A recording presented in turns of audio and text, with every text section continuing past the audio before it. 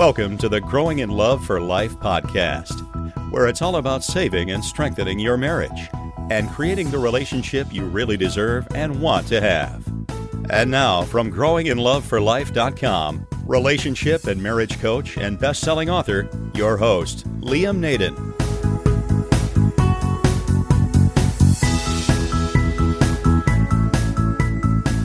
This is episode 3 of the Growing in Love for Life podcast. Hi everyone, Liam Naden here. Welcome to this episode. And in this session, what we're going to talk about is something that if you're considering getting separated or divorced or ending your marriage, I think you're going to find this pretty interesting. Because what we're going to really talk about is, what is a divorce really going to cost you? And you know, while it's a huge decision for most people, it's really one of the biggest decisions we'll ever make in our life to end our marriage. Very few people really realize the true cost of ending their marriage. Now, obviously there's a financial cost, but there are lots of other costs as well that in some cases, in many cases, are actually much greater than the financial cost. And what I really want to cover in this podcast is helping you see in your situation really clearly all the consequences of you ending your marriage. So I'm not saying you shouldn't end your marriage, and I'm not saying you should, but I just want to help you get really clear and get as much information as possible. Because as I said, most people don't consider these factors, and I've wondered why is it that most people really don't think through all of the consequences of ending their marriage. And I think there are two main reasons. Firstly, they simply don't know what all of the consequences are going to be. And unfortunately, I think it's one of these things that unless you've actually been through a divorce, you can't really appreciate the toll it's going to take on your life. And it is going to be a big toll on your life if you go through a divorce.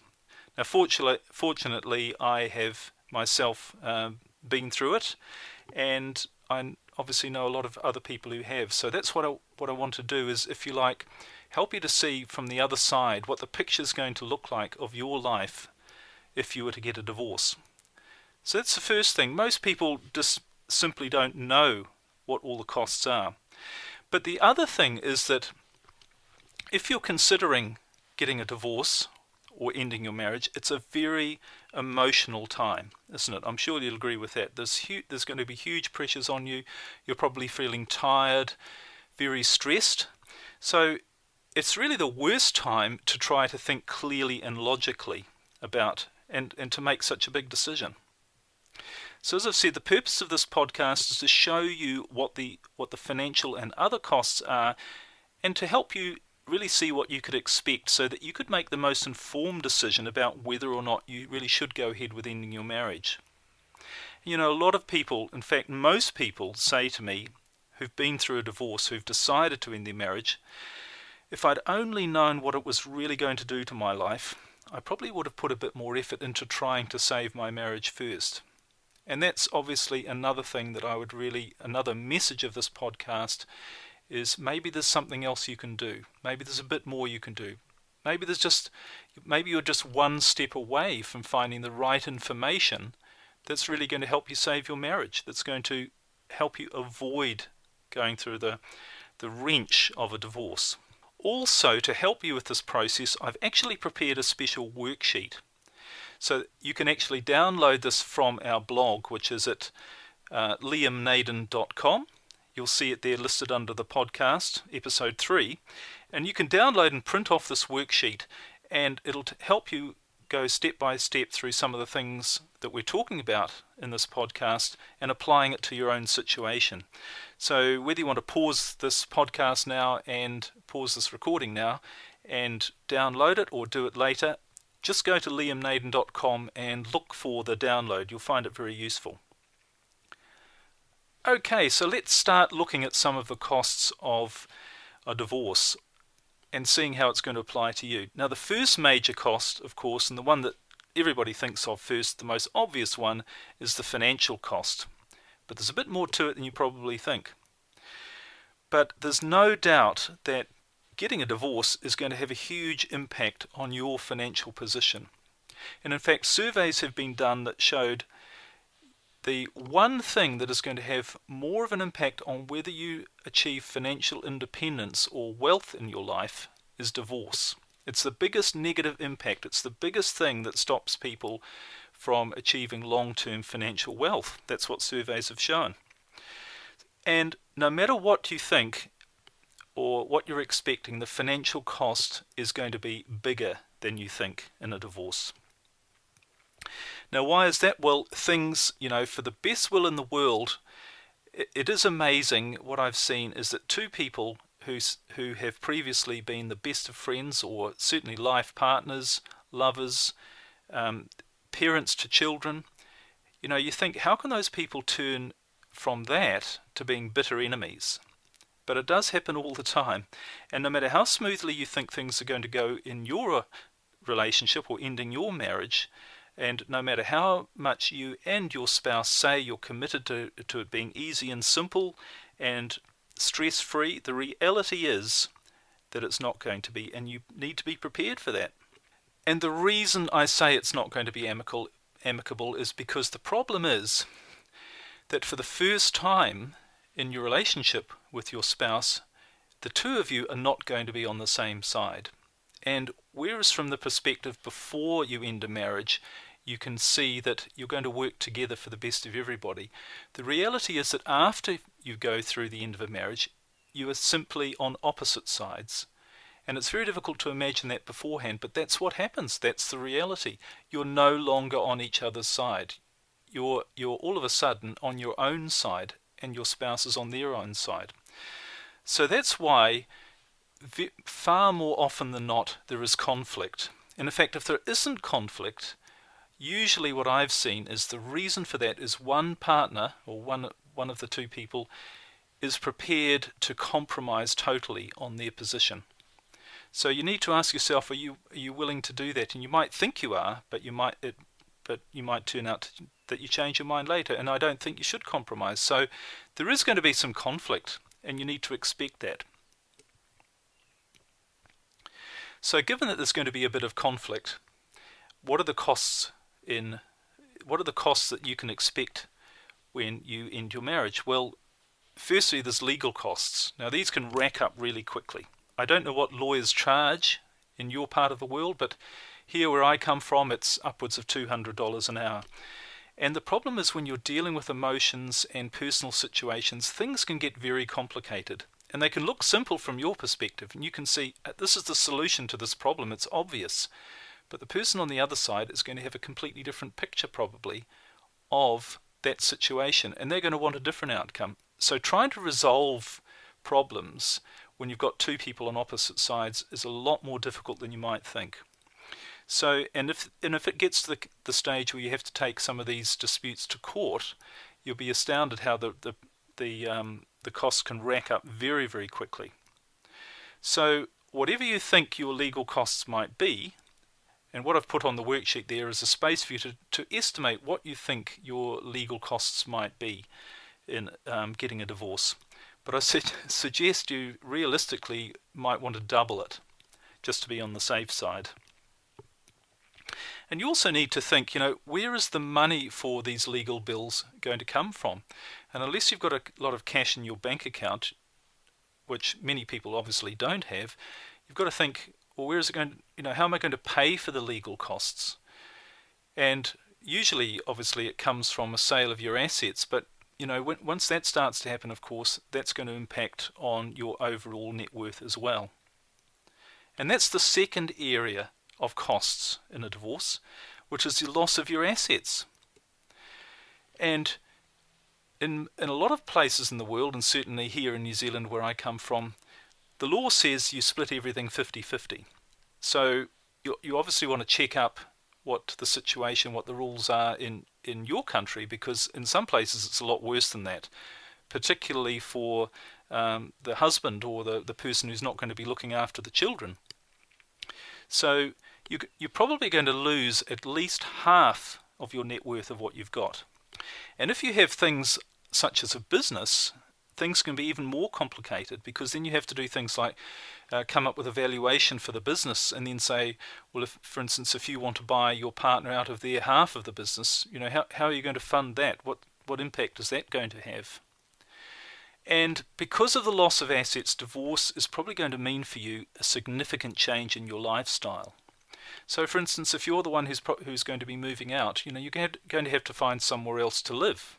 And chances are it's not going to be as good as the place you're living in at the moment. And you're going to have to make different financial arrangements for the children. Your income sources might be different. So there are lots of, or you might have to find a new income source. So there are going to be lots of impact on your income as well and your expenses. So that's the loss of your assets. So as I've said, you might want to, on the worksheet, come up with a bit of a calculation on what you think a loss of your assets in dollar terms is actually going to mean for you.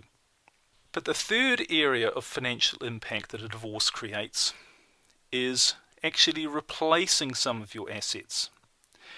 Because remember, you're now going not from just one home and one family place, but you're having to go to two. So a good rule of thumb is that anything you've only got one of at the moment, you're going to have to get another one of, and someone's going to have to pay for that. So the first cost and a major cost, particularly for the person who's leaving, is finding another place to live. But of course, you not just have to find another place to live, but you have to find all of those things to furnish the place that you're living in. So you're probably going to need to get some more furniture and things for the kitchen, even just simple pots and pans for the kitchen. It's amazing how much the cost racks up. And little things like a vacuum cleaner. But even for the person who's moved out, you might have taken some of the things with you. The person staying might have to replace some things as well. So you can't just think, well, if my husband's going to move out and I'm going to stay, everything will be fine. Because he will probably take some things with him in the divvy up that you do, the split up of your assets. That means you're going to have to replace some things as well. So what I suggest you do, either on the worksheet or on a piece of paper, is to write down a few of the items that you would have to replace if you got divorced and what they're going to cost you, and then come up with a bit of an overall figure for that. Okay, and the last major financial cost is payments to your spouse for them and your children. And obviously mainly we think of here, the most common situation is that the wife keeps the children and stays with them, and then the husband has to make some sort of payments for the upkeep of either both the wife and the children, or the children. So you need to check up again on what the rules are, what the laws are for your country. But this is going to come out of your income. This is going to be, if you're the one who's going to be paying something towards your ex-partner, your ex-wife or husband, this is going to come out of your income. So it's not just that you're going to have higher living costs by having moved somewhere else and therefore paying rent or mortgage on a new property or whatever, and having bought new things for where you're living, but you're also going to have a lower income, because part of your money is going to be going to supporting your children. So it's a good idea to write down what you think might be a bit of an estimate on what your monthly payments might be that are going out of your income. So that's really a breakdown of the financial costs, and you can see there are quite a few there. So I hope that's given you an idea on what to really consider. But there's actually quite a few other areas of cost as well that if you're thinking about ending your marriage, you really need to consider. And these actually, as I said right at the beginning, can have more of an impact than the financial cost. And one of the biggies, if not the biggie, is the emotional cost on your life. And no matter how calm you think you are, no matter how prepared you are, no matter how, maybe your marriage hasn't been working for some time and you've been preparing for a divorce for quite a while. Well, no matter how prepared you feel you are, a divorce is going to have a big emotional impact on you. And I can almost guarantee it's going to be far greater than you think it is. And the reason for that is that literally your whole world is going to be changing. So everything that you now hold to be true in your life about your situation, about where you live, who you live with, your relationships, what you do, the people that you interact with, all of that's going to change. And what happens for most people is that it's almost like they're put out to sea and they have absolutely no reference points anymore for who they are. So it can be a hugely traumatic time. Now, I'm not saying that it's not worth it. Sometimes it's worth it. If you're in a really bad situation and you decide that you need to end the marriage for your own sake, and in a future podcast I'm going to give you some ideas on how to decide, how to really get clear on whether ending your marriage is the right decision for you. So often the emotional pain will be worth it, but there still will be a lot of emotional pain. And you might have to go through a huge amount to get to the happiness on the other side. And you'll look back and you'll realize it'll be worth it. But you also need to be aware that at the time that you're going to have to deal with all this emotional pain. So I'm speaking from personal experience here and what's happened to me and what I've seen happen to a lot of other people. But some of the areas where the emotional strain and change impacts on your life and can be in a very negative way, one is your decision-making ability and your ability to think clearly. Some people get very depressed almost, very down, and it's very, very difficult in that space when you're emotionally stressed to make good decisions. And depending on for instance, if you have a business or a career or other areas of your life that rely on you making good decisions, it can really mess things up in a big way. Your judgment can be clouded and you can start to make stupid decisions. And some of the things that you can do, some of the impacts it may have that I've seen it have on myself and on other people, is you might decide, if you own a business or you're in a particular job, you might decide that you need to end that. Now that might be totally the wrong decision, but it's as if you need to escape from your emotional situation. So one of the things you start to do is you say, right, I'm just going to sell up and I'm going to forget my business. Or you might, if you employ people, you might start to fire the wrong people and make some bad decisions in your business. And what happens to people, very often you just cease being able on a lot of levels to function well when you're going through all this emotional stress. So if you own a business or if you in your particular career, you might just not be very effective. And I've seen this happen so many times that people who haven't, because of the emotional stress of going through a divorce or a separation, they haven't been able to focus properly on their career or their business. And recently I met a gentleman actually who, just to give you an example, he was going through he'd just been through what was not a messy divorce at all. There were children involved, but he and his wife were pretty amicable.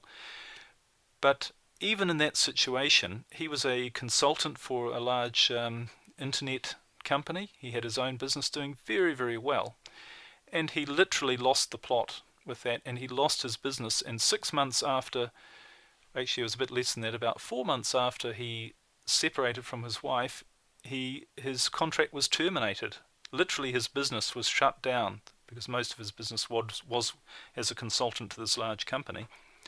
Literally shut down overnight, and purely because he hadn't been able to focus on doing what needed to be done. So he'd become very ineffective, and of course that just meant the end of his business. And then he had to not only deal with rebuilding his emotional life, but rebuilding his financial life as well. So, these things happen all the time, and you need to be prepared for the emotional upheaval. And ask yourself how you're going to deal with it. And the other sorts of things I see happen, people's health gets significantly affected by the emotional strain of ending a marriage. People can develop addictions, drug addictions, alcohol addictions. That's quite common.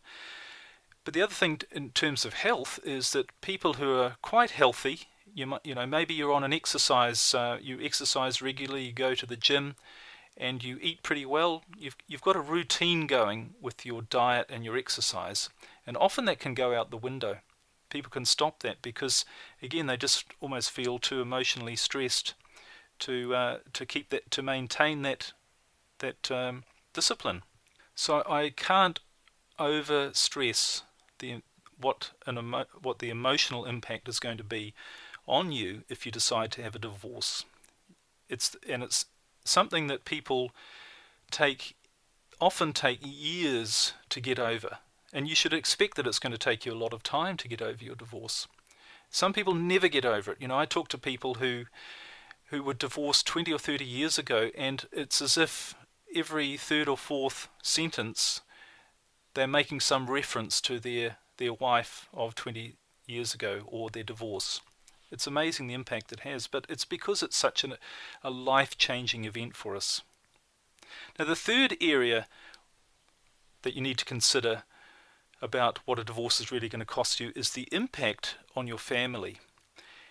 And I don't just mean the impact on your family, but the impact on you as a result of the changes that are going to occur in your family. Now, the first thing that obviously comes to mind is our children. And, personally, one of the hardest things that I've found when you get divorced and you have children, particularly if they're younger children or they're still living at home and living with you, is that you've got to accept that you're no longer going to be a full part of their growing up, of their life.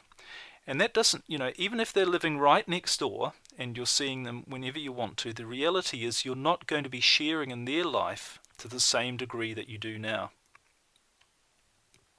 Because there's going to be at least some of the time when they're with your spouse, your wife, your husband, they're not with you. And as I said, it obviously depends on the age of the children, but if you've got children who are still at home, you just need to realize that they're going to be having a lot of new milestones in their life, and you're not going to be always there to share those. And they could be experiences that they have, new experiences, the first time they do something, or they could be achievements that they have. They win a prize at school or in sport, or they do well in something, and and that feeling when they come home and they're all excited, and the first time that they learn that they've done something, and their first excitement of something that they've achieved, and they share it with you, that's a magic moment. But it's not quite so magical when you're not the first person they share it with. So if you're not there, if you're not the parent that's at home and they come running in and sharing it with you, and if you're divorced you can't be there all the time, as I've said, then if you're not there to share that with them, you're going to get a little bit, it's not going to have the same emotional impact on them when they share it with you, so it's not going to have the same emotional impact on you. No matter how much you try and be involved in their life, you are going to miss out on these things. I can relate, just to tell you this personally, I can relate to this very much because when I separated from my first wife, my daughter was only 7. And up until that time, obviously living there, I was experiencing all of the great new things that she was experiencing and learning about life.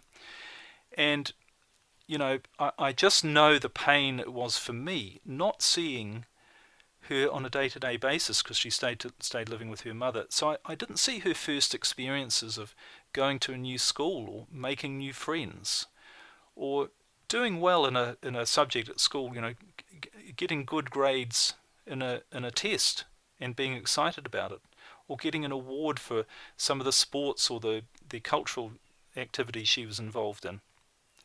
So this is something that very few people think about, but when you're not there to share it with them all the time, you're going to really miss out. So just think through how you're going to feel when you're not there every day to be with your children. And, it's a major consideration before you make the big step of having a divorce.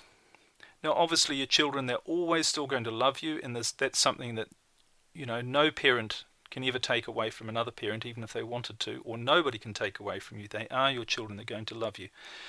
But it's still going to change the emotional relationship that you have with them. Now, as well as your children, of course, there are other people in your family. There's your own parents. What sort of an effect is your relationship with them? Is that going to change by you being separated and divorced? Could well do. And of course, obviously, your spouse's parents, your relationship with them is going to change, and they're going to become part of the enemy camp as well. So, you need to be a bit prepared for that. So that's all to do with family. Really, really important to think through these things and realize the impact it's going to have. Okay, so the last area I want to talk about, which is one that very few people think about as well, is the impact on your social life and your social circle. And I must admit, this is something that I see. It was the same for myself and for many people who I've talked to who've been through a divorce. It's something they had no idea about. It's something that they didn't consider at all, but it actually has a surprising effect on you. And the funny thing is about friends, for inexplicable reasons, there are lots of theories, but I haven't figured out exactly why, you're going to find your social circle is going to change very quickly and in a quite a strange way, if that's the best way of putting it. And what tends to happen with friends, and I'm talking here about your friends who you had as a couple, and they're usually other couples in this situation. So what tends to happen is one of two things. Firstly, your friends tend to take sides. And, when you think about the friends that you've got at the moment, you might start to think, it might be a good idea to start thinking, well, I wonder whose side they would take. But so one of the things that's going to happen, they are going to take sides. They're going to favour one of you over the other. Now, that doesn't mean they're necessarily going to badmouth you, but they're going to have more of a connection with either you or your spouse. So in a situation where you're no longer together, they're naturally going to want to socialise with one or other of you. So you're going to lose probably some friends that way. But the other reason I've seen why people stop becoming friends is that there's a different dynamic. Instead of relating to you as a couple, now they're relating to you as a single person. And that might not be what they feel comfortable, particularly subconsciously. It might be not what they feel comfortable doing. They want to, they're used to mixing with you as a couple, and they just can't quite relate to you as a single person. So, and in fact, this sounds a little bit odd, but it's very, very true. It's on a subconscious level for a lot of people, they don't like to mix with a single person because they can subconsciously feel a bit threatened in their own marriage. So, for instance, if you're a guy, you might have friends who are a couple. Now, it's not beyond the realm of reason, and this often happens that the husband of the couple would feel threatened by inviting you around and socializing with you because he might think that you might get interested in his wife, or she might get interested in you. And let's face it, that does happen. It does happen. So that's one of the reasons I think people, they feel a little bit threatened in their relationship when they're dealing with you as a single person. Because now you presumably, for most people, unless you're going straight off to be in a relationship with someone else, you are a single person again. And there's another reason why people stop keeping in touch with their friends once they've been through a divorce, and that is they don't really, or they don't want to get involved in any emotional conflict that might be going on between you and your ex. And even if they don't necessarily see that there's any, they just don't want to get bound up in any divided loyalty or, having to talk about the other person with you or whatever. So all of that, means potential conflict, and a lot of people just would rather avoid that, and so they just stop being friends with people. And when I say stop being friends with people, you literally are going to find probably there are people who just stop talking to you and just don't be in touch. So you need to be prepared for that. And not just your friends, but your work colleagues, their attitude towards you could well change too. So you need to be prepared for that.